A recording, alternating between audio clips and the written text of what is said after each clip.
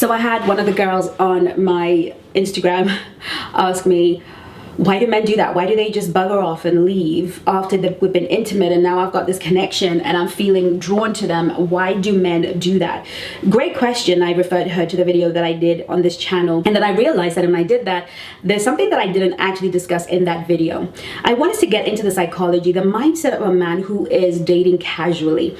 A man who is dating casually is not thinking to himself, I'm going to date casually and then I'm going to meet somebody who's going to be amazing and change and begin to date more seriously because of her. There is something that that woman does that triggers him to want to be serious with her. But when he is having sex casually, he feels he owes a woman only one thing.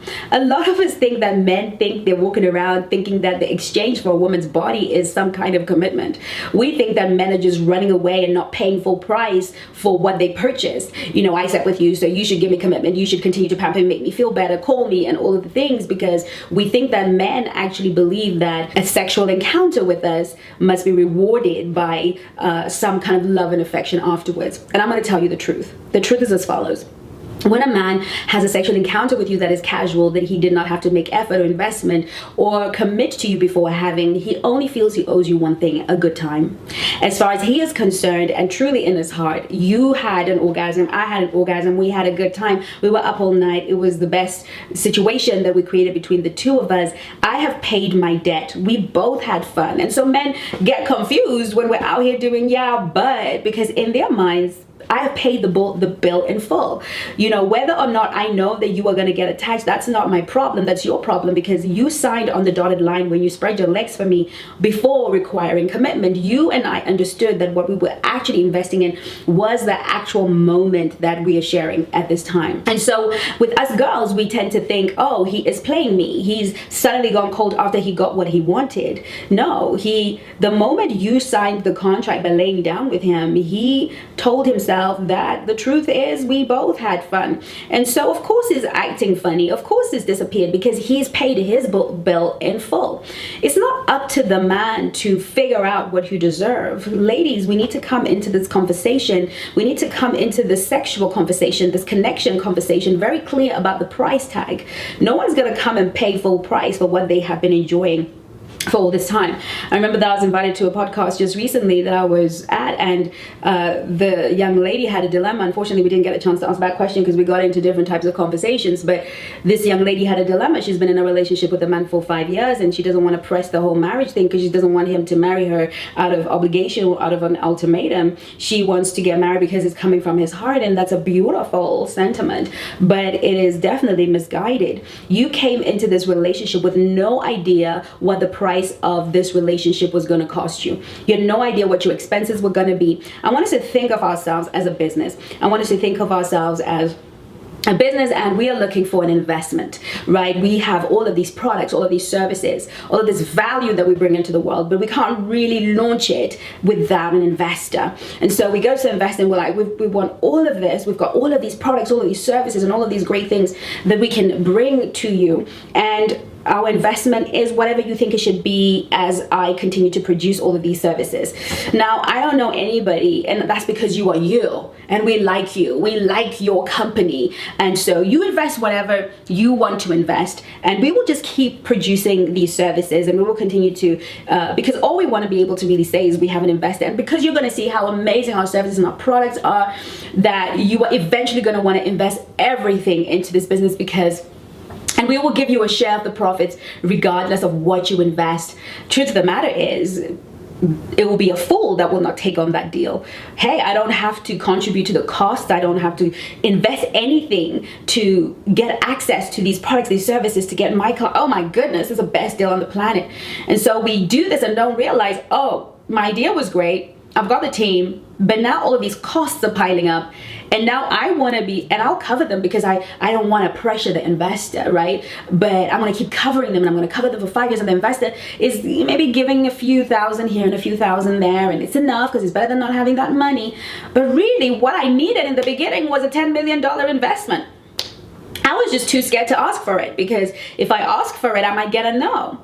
But if I get a no, at least I can go and find somebody who is willing to invest what it takes, what I need in order for this business to actually succeed, turn over a profit, and so that everybody can get rich, right? I don't need a few thousand here and there. I don't need a few words of encouragement. I don't need little negotiation deals along the way. I need 10 million, and we need to know how you're going to deliver those millions. I need the first 3 million, 4 million up front. I need the other 3 million once I've produced this amount. I need the final. At this point, we agree these things, we agree these terms so that everybody benefits. And that's how we negotiate these relationship deals when we are coming from a place of scarcity, when we're coming from a place of fear, when we've chosen a man who has not chosen us first. We end up in these arrangements where we are out of resources, we're out of capital, we are overly invested, and now we're asking for 10 million when we have already proven to the investor that we can still produce. We can still produce at the level that is required without his investment. When you move in with a man and when you have sex with a man casually, what you're saying is, I can give you all the goods with zero investment up front, and I can continually do that without, and then when the toll, when the emotional toll, when the oxytocin bond, when the feeling of neglect and trauma and all the costs of casual relationships, or not defining the contract around why I'm even moving in with you, and all of the things start to roost, now we are in crisis because we're operating at a loss. I want you to understand, girls, that putting your price up front, putting your value up front. I will not move in with a man I don't have a ring with and a wedding date. I will not move in with you for more than we will have a contract for a year, and if by the end of the year I don't have a ring, 2 rings on my finger, and I will not renew the contract. Life is very simple. It's about the deal that you negotiate. It's what you ask for before we move in together. I need this. I need this investment before I move in with you. I need this investment before we become exclusive. I need this investment before become committed in any type of relationship. You have to set the pace, because as far as a man is concerned, he's very simple. The deal was we both get to enjoy living together. Why do you want me now to pay over and above market rate? We're enjoying living together. If you want to enjoy living with me, you should have moved out, but you are actually getting all of the emotional benefits. You're getting all of the sexual benefits. You're getting all of the financial support. Now you want me to go do over and above what I need to? Baby, I'm not going to marry you. Girl, I am not going to commit to you, because I am giving you what is fair, what we agreed on.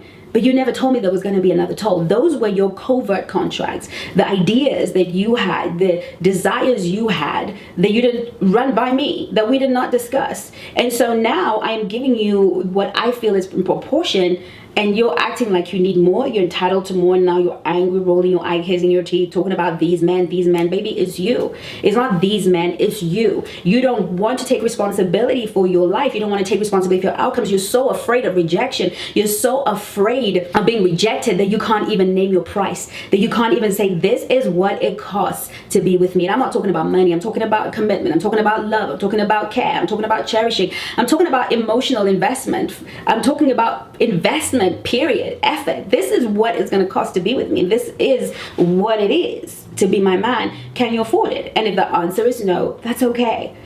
We both understand the deal. Nobody is out here feeling hard done by. Ladies, it's so important that we begin to take responsibility and accountability, because the day where we were just men's victims because it served us, we can clearly see it's not serving us. What we need to do is own our voice, and we need to state our price and say, for me to be in your life, I need commitment. And that commitment looks like A, B, C, D, F, G. That commitment looks like an engagement ring. That commitment looks like a wedding band. That commitment looks like progression in the relationship in such a way that looks like, yeah, we're going somewhere. We need to be very clear as we sign our contracts with these men. This is what I teach at the Black Swan Relationship Academy, how to set these contracts, the protocols, when to do it, how to do it. You need this learning, you need this education, and you need this training. Otherwise, you're never going to know how to navigate your way around men, because you're dealing with a completely different psychology. You're dealing with a totally different psychology. When you're dealing with men, they're not going to think about the peripheral, and they're going to seem like brutes. They're going to seem like horrible creatures, but they're just wired in a very linear way. They just have a single focus. Everything for them is basically black and white. If you're unhappy here, you're the left, but clearly there's something you're getting. Clearly I'm doing something right. Why do I have to pay over and above? And so that is down to our communication. That is down to healing our own wounds that stop us from asking for our needs to be met. That comes from the unworthiness wounds that make us feel that we don't deserve to ask for the needs that we have to be met. And this, my darling, is how you get gotten, because you don't and haven't learned to meet your emotional needs. I look forward to speaking to you on my next video, and I hope that this was really very helpful for you to really figure out where you are and how you want to begin your journey. And of course, if you need help with that, do look at the link in the description below, and I will be more than happy to help you. My team will be here to help you join the free community or book your one-to-one call and join the Soulmate Lux. I cannot wait to meet you. In the meantime, to take care of you. Love you lots.